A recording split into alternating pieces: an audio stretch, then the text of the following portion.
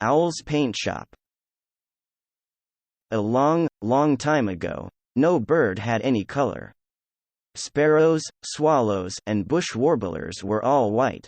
This was very inconvenient. Sparrow had a hard time finding his mate because he couldn't tell who else was a sparrow. It was also dangerous because they couldn't hide in the green trees. On the green grass, they showed up like scraps of paper.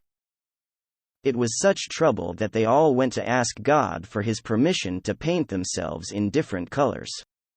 God said, "I understand. It's a problem for all of you to be white. Very well. Go to Owl's paint shop and have him paint you in any color that you choose. But there has to be an end to everything, so I set 7 days as the limit. For the next 7 days, you may go to Owl and have him paint you."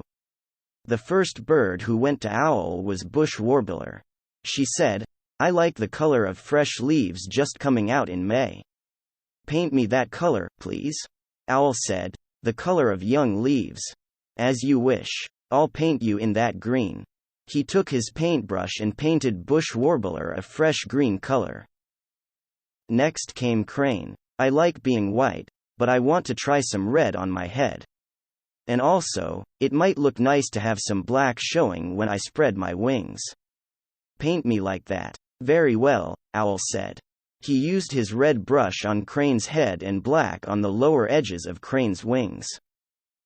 Kingfisher came and said, "I would like many colors on me. Red here, yellow here, blue here, and green here.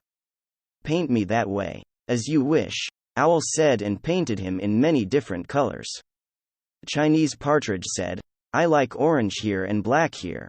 She was painted that way. Sparrow said, "I like to be modest," and he was painted brown. Swallow flew straight down from the sky and said, "I like black and white. Divide them clearly." Thus, Owl worked and worked, painting each bird in colors of its choice.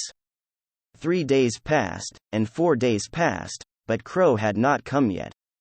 He was so vain that he couldn't pick the color he wanted. "Kingfisher has too many different colors. I don't like that. Should I try red on my head like Crane? Or should I try solid green like Bush Warbler?"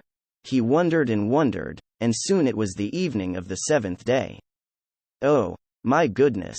I have to hurry to Owl right away," he said and flew to Owl.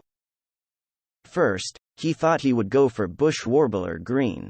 "Could you paint me in the same color as Bush Warbler?" he asked. Owl painted him in fresh green. But then Crow realized, "Well, in the woods you wouldn't be able to tell me from the trees. I don't like this color after all. I have changed my mind. Paint me in this bright red." "Red," Owl said and painted him red. Then Crow said, "It looks like I'm on fire. This will hurt my eyes.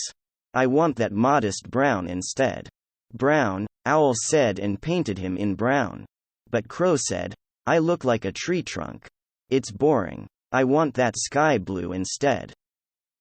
"Sky blue," Owl sighed and painted him in sky blue. Crow kept on and on, "I don't like this. I want that. Yellow, purple, pink." Owl kept painting over and over, but Crow was never satisfied with any color. Owl had to run busily among the big jars full of paint. Suddenly he tripped on a jar, and from that jar, black paint spilled onto Crow and covered him all over. Just then, the sun went down. God declared, "That's the end." So, Crow had to stay black ever after. And ever since, Crow has been angry at Owl. "Owl spilled the black paint and made me dull looking. It's all his fault," he said. Whenever he saw Owl, he chased him. Owl got scared, and would not dare to go outside at daytime.